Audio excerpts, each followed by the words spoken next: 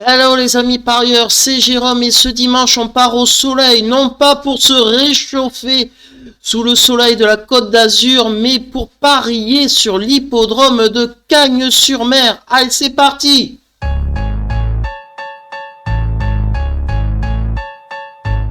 Petit retour en arrière avec le quintet de vendredi, ça continue toujours très fort. Mon Piment a gagné à 8 contre 1 après celui du 4 mars qui avait fini premier et qui avait gagné donc à 15 contre 1. Celui du 1er mars aussi en tête, premier à 14 contre 1. Vraiment, ça confirme mes très bonnes stats dans les quintets de trop puisque 96% du temps, mon tuyau, mon piment ou mon chocolat, eh bien, ils sont dans les trois premiers avec des cotes qui peuvent aller donc de 2 contre 1 des favoris, en passant à des cotes de plus de 10 contre 1, la preuve, et même aller jusqu'à du 55 contre 1. C'était troisième le 22 février, c'était un de mes tuyaux. Et ça continue ce dimanche, c'est du trop, donc ça tombe bien, c'est le grand critérium de vitesse. Et on garde les bonnes habitudes puisque je vais faire l'analyse de ce quintet avec un zoom sur certains chevaux comme mon tuyau, mon chocolat et mon cheval piment qui fait toujours monter la température avec une belle cote. Donc là, on est à Cagnes-sur-Mer pour un quintet groupe 1. C'est un lot intergénérationnel de 5 à 11 ans qui fait office de quintet donc sur un parcours de vitesse. Un parcours de vitesse, les amis, 1609 mètres sur la piste de Cagnes-sur-Mer. Va falloir démarrer vite et avoir des aptitudes.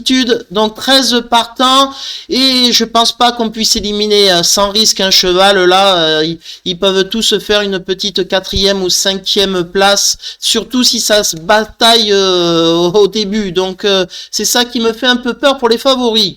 Allez, on commence l'étude avec la rubrique en vrac. Ce sont mes non-choix des chevaux qui peuvent faire l'arrivée, mais je ne les ai pas mis dans ma sélection. Et ça commence par le numéro 7, Bluff Dipa. Je ne l'ai pas choisi car le cheval, je pense qu'il est un ton en dessous des autres. Et aussi, là, le numéro 7 à l'auto sur une toute petite courte distance comme ça, c'est quand même compliqué. Et que nous dit Alger Ellert, son entraîneur? Bluff Dipa revient à la compétition ce dimanche. Il est vrai qu'à ce niveau, il n'est pas évident d'effectuer des retours gagnants, mais mon cheval est vraiment efficace le matin à l'entraînement et je le juge compétitif pour jouer une place dans ce groupe 1. Je vous invite à vous méfier de lui car il est capable de prendre une part active à l'arrivée. Et je n'ai pas mis dans ma sélection le numéro 8, Capital Mail. Alors là aussi, le cheval, je pense qu'il est largement quand même en dessous des autres. En plus, il a le 8 à l'auto et il a Dinardo, un driver que je ne connais pas. Et que nous dit Gennaro Casillo, un Italien, un entraîneur italien? Capital Mail évolue en très belle forme depuis sa victoire du 25 mars à Milan. Il a simplement fait de l'entretien. Malgré ce numéro très défavorable, je lui accorde du crédit car c'est un cheval de grande qualité. Je n'ai pas mis aussi dans ma sélection le numéro 10, Daughter A. C'est pas le choix de Gocciadero. Il a 2 chevaux sous son entraînement dans cette course et il ne le drive pas. Donc déjà, c'est une indication. Et la dernière fois, nettement dominé par Capital Mail. La ligne est vraiment pas bonne. Et que nous dit le référent de l'entraînement, Gocciadero, Alessandro Manfredi? Daughter A, c'est une jument qui possède beaucoup de vitesse. Elle détient de nombreuses qualités, mais elle affronte une opposition d'un très bon niveau. Elle est jeune et donc moins endurcie que ses adversaires. Elle n'est toutefois pas hors d'affaire pour la 5e place. Je n'ai pas mis dans ma sélection le 12, Dear Friend.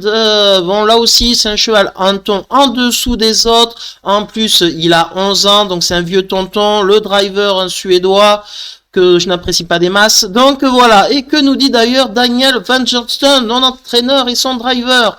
Dear Friend fait toujours de son mieux et ce sera certainement encore le cas ce dimanche. Dans ce genre de course, il est toujours compliqué de s'élancer de la seconde ligne. Prendre un chèque nous satisfera. Et je n'ai pas mis dans ma sélection le 13, Eric The Hill. Quel cheval régulier! Mais là, c'est quand même un groupe 1. C'est du très lourd. Et que nous dit Thomas Malsquit, son entraîneur? Eric The Hill est régulier, évolue dans un bel état physique. J'aurais certes préféré une position initiale un peu plus à l'intérieur, mais s'il s'accroche un bon dans les bons dos, eh bien, il peut se placer. Allez, maintenant, on passe à la rubrique de mon piment, de mon chocolat et de mon tuyau qui sont en pleine forme. Les coquins. Et mon piment, celui que je vais mettre en tête de ma sélection, ce sera pas le cas, je pense, de tout le monde. Ça sera le numéro 3, Inmarosa. Mais pourquoi? La dernière fois, deuxième du prix de Paris, en finissant, en avançant sur les autres. Donc, c'est très bon. C'est un groupe 1 quand même. Hein. Donc, voilà. Elle n'a jamais couru à Cagnes, c'est vrai. Mais c'est quand même bien sur les parcours de vitesse. Elle part vite, elle a montré lors du prix de France. C'est une 6 ans aussi. C'est une jeune qui a le moins couru. J'apprécie ça. Léo Abrivard. Je suis pas un fan de ce driver, ça m'inquiète, mais il ne se déplace que pour elle. C'est un choix évident. Elle mériterait de s'imposer. Et pourquoi pas ce dimanche avec une très belle cote. Et que nous dit Léo Abrivard? Le driver, comme à son habitude, Inmarosa n'est pas très démonstrative le matin. Elle a toutefois réalisé un très bel hiver. Et nous espérons qu'elle va poursuivre sur sa lancée. Elle s'adapte à toutes les situations et devrait donc se plaire sur ce tracé. Nous avons eu de la chance dans l'attribution des numéros de l'autostart. Il en faudra également durant le parcours. Si tel est le cas, je la pense capable de monter sur le podium. Moi aussi.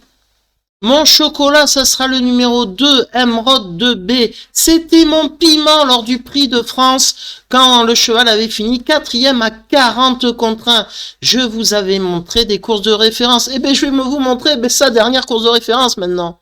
C'était le prix de France, et regardez, rempli de ressources, rempli de... Et là, c'est bon, il trouve seulement le passage que maintenant à mi-ligne droite, et regardez comme il finit vite, regardez comme il finit vite, tac, tac, tac, et sans le solliciter, sans un coup de cravache.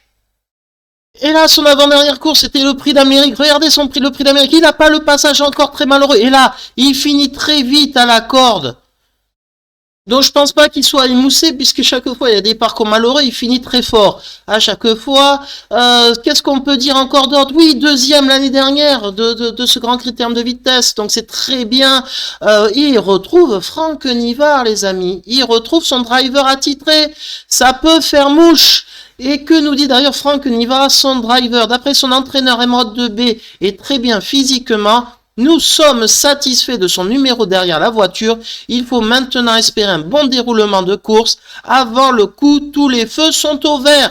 Et puis mon chocolat, ça sera le numéro 2, Go On Boy. C'était déjà mon piment lors du prix de France, où il avait été très très bon. Et puis lors du prix d'Amérique, là aussi, regardez la vitesse folle où il finissait. 4e, c'était très très bien. Que vous dire d'autre? C'est que le cheval reste ferré. Oui, effectivement. Mais c'est un monstre de vitesse, ce cheval. Et il adore Cagnes-sur-Mer. Regardez ses perfs. C'est du très très haut niveau. Donc je pense qu'il ne sortira pas des 5 premières places. Et que nous dit Romain Dorieux, son entraîneur et driver? Go On Boy est parfait à l'entraînement. Nous avons une position favorable au départ, mais le lot est relevé. La partie ne sera donc pas facile, même si nous sommes logiquement confiants. J'estime qu'il mériterait de finir son hiver en beauté. Et dans ma sélection, il y aura le numéro 1, Vernissage Griffe. Attention à cet Italien, attention à Gocciadoro, il a 2 chevaux. Et il mène celui-là qu'il a bien préparé avec une petite absence, une course de rentrée sage. Et maintenant, il le défère des 4 pieds. L'année dernière, le cheval a fait une course terrible. Donc on se retrouve là, c'était l'année dernière, le grand critérium de vitesse. Et regardez qui est tête et corde, il avait pris tête et corde, il avait démarré très fort. Et puis il avait pris la tête, regardez, c'est le Gocciadoro. Et voilà, il commence un peu à faiblir. Il va être battu par qui? Vivid White Ice et Go On Boy et Emeraude 2B plutôt et 5e. Regardez, il est fini juste derrière les premiers. Donc on sait qu'il part très vite. Donc si cette fois-ci son entraîneur italien, driver italien, lui fait bien partir et là, il fait un parcours quand même plus à l'économie que trop offensif que l'année dernière, et ça peut faire une très belle place et c'est pour ça que je l'ai mis très haut dans ma sélection. Et que nous dit Alessandro Manfredi, le bras droit de l'écurie Gocciadoro? Vernissage Griffe va effectuer un retour à la compétition, mais il évolue en belle forme. L'an passé, il avait pris la 4e place de ce groupe 1. Nous comptons sur lui pour faire aussi bien. Et bien entendu, dans ma sélection, il y aura le numéro 5, Vivid White Ass. Alors, c'est toujours l'entraînement Gocciadoro. Je précise que c'est son driver attitré en France, Mathieu Avrivard, qui le mène. C'est pour ça que la précision est importante. Et Gocciadoro préfère les deux autres driver le 1 plutôt que son autre cheval. Mais ce que je veux dire, c'est que ce cheval, c'est un monstre de vitesse au Vaudois Ice et c'est un monstre aussi à Cagnes-sur-Mer. Regardez ses perfs, c'est toujours premier ou deuxième.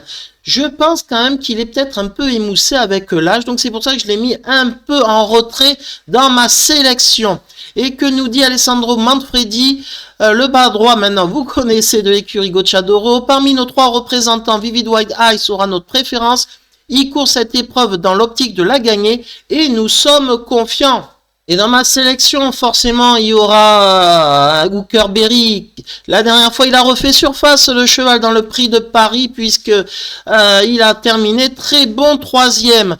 C'est quand même le vainqueur du prix d'Amérique maintenant de l'année dernière. Donc quand même, elle est incontournable. C'est une mère au courage. Et que nous dit Nicolas Bazir, son driver? À l'entraînement, Hooker Berry semble avoir bien récupéré de ses efforts du prix de Paris. C'est un cheval qui voyage bien sur cette piste plate. Je pense qu'il va être vu à son avantage. Nous aurions bien sûr préféré une position plus à l'intérieur pour démarrer, mais nous allons composer avec ce numéro 6. Je pense que tout sera une question de parcours pour lui. Dans ma sélection, il y aura le numéro 9, Eliade Dugoutier. Je pense que le cheval est un ton en dessous des autres, comme d'autres. Mais dans une combinaison de 8, lui, il est bien calé à la corde, puisqu'elle est le 9 à l'auto, les amis. Il sera juste derrière le 1, qui va bien partir, donc il va avoir son aspiration. Ça peut être très bien, surtout que c'est un cheval de vitesse. Et que nous dit Gabi Gelormini, son driver? Eliade Dugoutier est une véritable adepte des parcours de vitesse. Nous avons une position idéale pour jouer les troubles faites. À l'issue d'un bon déroulement de course, elle peut accrocher une place dans la bonne combinaison du Quintet Plus. Et enfin, dans ma sélection, en bout de combinaison, il y aura le 11, Imatra Am. Eric Raffin a été appelé pour driver à Cagnes-sur-Mer. Et il faut pas oublier une chose, c'est que ce cheval, le 24 décembre 2022, je vous l'affiche, le cheval avait quand même terminé deuxième du Critérium Continental. C'était un groupe 1 et c'était un parcours de vitesse. Donc méfiance pour une grosse cote, 4e ou 5e, c'est possible.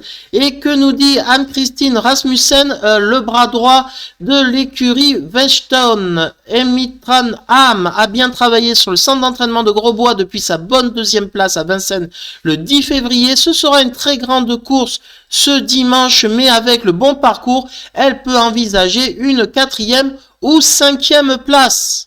Allez les amis, vous savez quoi? Eh bien on passe au récapitulatif. Alors j'ai choisi, si vous remarquez bien, des petits numéros parce que les numéros à l'autostart c'est très important sur des toutes petites courtes de distance comme là où c'est 1609, c'est le mile les amis, le mile, donc attention à ça, très important. Donc c'est pour ça que j'ai mis en tête de ma sélection. Je pense qu'au niveau rapport qualité-cote à plus de 10 contre 1, mon piment forcément fait sens pour mettre Inma Rosa en tête de ma sélection. Ensuite, il y aura le 2 Emerald de B. Elle est incroyable, cette mère au courage là en ce moment. Des perfs, comme je vous ai montré, incroyables. Le 4 Go On Boy, que de regrets lors du prix d'Amérique, c'est un cheval de vitesse. Adore Cagnes-sur-Mer, les amis. Le 1 Vernissage Griffe. Une performance exceptionnelle l'année dernière, 4e en ayant pris tête et corps de course dure. Attention, course préparée. Le 5, Vivid White Ice, le cheval, c'est un lion à Cagnes-sur-Mer, c'est un lion sur les parcours de vitesse. Je l'ai mis au milieu de ma sélection, peut-être un peu avec l'âge, un peu émoussé avec l'âge, donc attention. Le 11, Imatra Amérique Raffin qui se déplace, attention aussi, je vous ai montré une référence dans un groupe 1, courte de distance et de vitesse, attention. Le 9, Eliade Dugoutier, bien planqué, attention parce qu'il y a 8 numéros à l'auto à Cagnes-sur-Mer, et là lui il sera à la corde, donc il peut venir chercher une 4e, 5e place à grosse cote. Et le 6, Hooker Berry, je l'ai mis tout au bout de ma sélection parce que il est pas bien garé à l'extérieur, mais on est obligé de le mettre quand même, un cheval de cette qualité, obligé. Et en cas de non partant, ça sera le 8, Capital Mail, c'est un jeune cheval, il a 6 ans. mais bon, ça va être compliqué quand même. Allez, je récapitule. 3, 2, 4, 1, 5, 11, 9, 6. Et en cas de non partant, le 8. Voilà, c'est la fin de cette vidéo. Et si vous voulez retrouver tous mes pronos, mes piments, mes chocolats, mes tuyaux, je les affiche en toute transparence sur mon site, mon blog Beerbull. Voilà, c'est voilà, vous voyez comme quoi mes piments sont très en forme. Et pourvu que ça continue, voilà, 100% du temps, je précise aussi, 100% du temps, j'en ai toujours un dans les 4 premiers. Et ça peut être des chevaux à grosse côte, je vous le prouve à chaque fois. Donc si vous aimez cette transparence, les amis, que je détaille les vidéos, que je prenne mon temps, que je vous montre des courses de référence, des stats, que j'argumente, voilà, c'est pas que des chiffres, les quintés plus, et bien vous savez ce qu'il vous reste à faire, un petit like, un partage, tout ça, ça serait super sympa. Tout ça c'est gratuit hein, quand même, donc voilà tout ce que je fais, donc ça serait super sympa. Allez, on va s'arrêter là, et puis je vous dis à demain. Je crois que c'est du 3 encore demain, le lundi là, je sais pas où, je pense, donc si c'est le cas, et ben tant mieux, je suis beaucoup plus à l'aise dans les courses de quintet de trot, où je suis un nageur comme pour les chevaux en terrain lourd, mais ça c'est le plat et l'obstacle. Allez, je vous dis à demain les amis pour de nouvelles aventures. Allez, ciao.